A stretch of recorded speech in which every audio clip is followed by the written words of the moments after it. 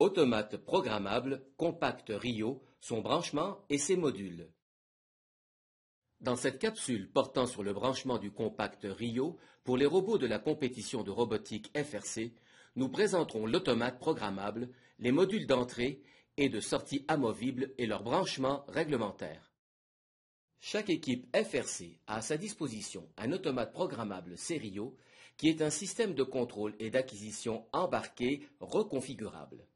Son composant principal est un FPGA, acronyme anglais qui veut dire Field Programmable Gate Array, ou en français, un réseau de portes programmables in situ. En utilisant l'outil logiciel Serio Imaging Tool, on programme l'architecture du Serio FRC dans le FPGA.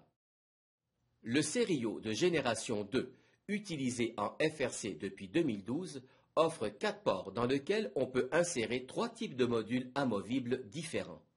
Robustes, ces modules d'entrée et de sortie peuvent être retirés et insérés à chaud en cours d'utilisation. Nous le recommandons tout de même pas. Le contexte de la FRC nous permet l'utilisation des modules suivants. Module analogique, module d'entrée-sortie numérique, module des solénoïdes pneumatiques. Chaque port accepte un seul type de module, sauf le port 4 où on peut utiliser un deuxième module parmi les 3 types qui sont permis. L'automate Serio a 3 fonctions principales dans le contexte de la FRC. Recevoir à travers la radio les commandes de la station de pilotage et les exécuter, transmettre vers la station de pilotage l'information des capteurs qui sont installés sur le robot, faire le traitement nécessaire pour l'opération du robot. En mode autonome, le Serio s'occupe de contrôler le robot à 100% car il n'y a pas de commande qui arrive de la station de pilotage. Le règlement FRC exige que chaque robot ait un Serio FRC comme système de contrôle. L'alimentation électrique doit venir directement de la sortie de 24 volts du panneau de distribution en utilisant un câble de calibre minimal AWG20. De plus, le boîtier du Serio doit être isolé du châssis métallique du robot car il est relié à la mise à terre et, selon le règlement, aucune mise à terre ne peut passer par le châssis du robot. Le Serio est capable d'utiliser plusieurs types de modules d'entrée-sortie échangeables. Par contre, seulement 3 modèles sont permis dans le cadre de la FRC. Les normes ici présentées suivent les règles en vigueur en 2013. Référez-vous au manuel de jeu pour toute mise à jour. Voici le schéma de connexion pour l'alimentation du Serio. Il faut utiliser la sortie dédiée de 24 volts du panneau de distribution. Pour brancher le Serio, il faudra utiliser le fil de calibre AWG20 et 2 connecteurs Soro. Plus précisément, un connecteur à 4 broches pour brancher du côté du panneau de distribution et un connecteur à 2 broches pour le Serio. La polarité de chaque broche est indiquée avec un plus et un moins sur le panneau de distribution. De la même façon, sur le Serio, la lettre V indique la tension positive de 24 volts et la lettre C indique la mise à terre. Il faut toujours faire attention avec la polarité.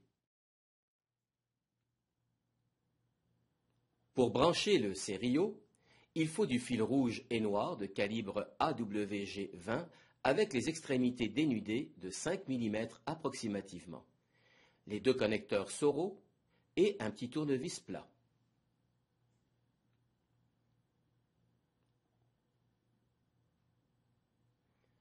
On insère les vis dans chaque connecteur Soro en faisant attention à la polarité.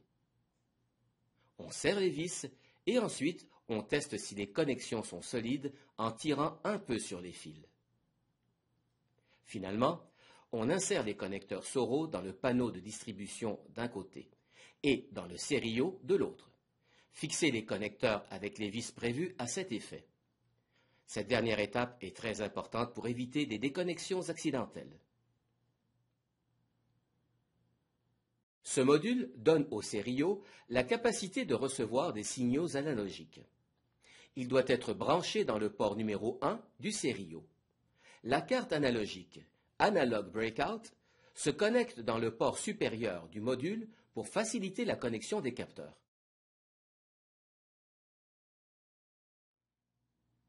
Dans cette vidéo, on montre comment connecter le voltage de référence en utilisant un câble de calibre minimal AWG20 et un connecteur Wago. On insère d'abord les extrémités dénudées du fil dans le connecteur Wago et on les bloque en utilisant un petit tournevis plat. On connecte l'autre extrémité du fil dans un terminal de 12 volts et 30 ampères maximum du panneau de distribution dans lequel on branche un disjoncteur de 20 ampères. Par la suite, on peut installer le module analogique dans le port numéro 1 du stéréo, puis on fixe la carte analogique sur le module et, finalement, on y connecte le fil d'alimentation 12 volts provenant du panneau de distribution. Ce module est nécessaire pour mesurer la tension de la batterie telle qu'exigée par le règlement de la compétition FRC. Cette tension sera lue et affichée sur la console de pilotage. Pour ce faire, il suffit d'ajouter un cavalier ou jumper sur les deux dernières broches à l'extrémité de la carte analogique. Tout est en place pour installer des capteurs analogiques. Ce module donne au stéréo la capacité de recevoir et d'envoyer des signaux numériques. Il doit être placé dans le port numéro 2 du stéréo. Le câble reliant l'extension digitale Sidecar se connecte dans le port supérieur du module avec un connecteur DB37. Le module numérique permet de relier le stéréo à l'extension numérique ou digitale Sidecar. Voici comment on insère le module amovible numérique dans le port numéro 2 du boîtier du stéréo. Ensuite, on branche le câble DB37 du stéréo jusqu'à l'extension numérique. Notez que l'extension numérique nécessite d'autres branchements. Si vous comptez intégrer des éléments de pneumatique à votre design de robot, vous devrez utiliser un module pour solénoïdes qui donne au stéréo la capacité d'actionner des relais ou des solénoïdes pneumatiques.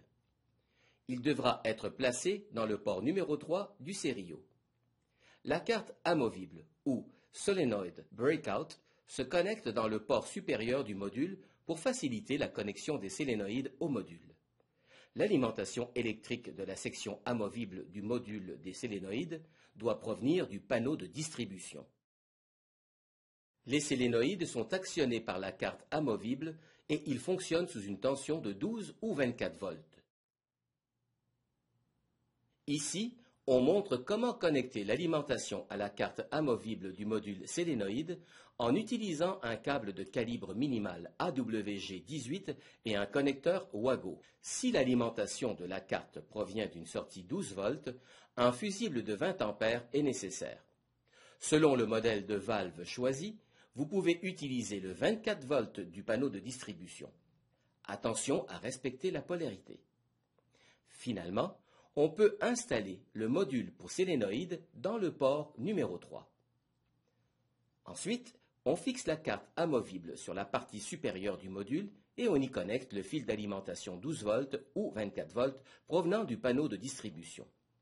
Voici finalement où les câbles reliant le relais se brancheront.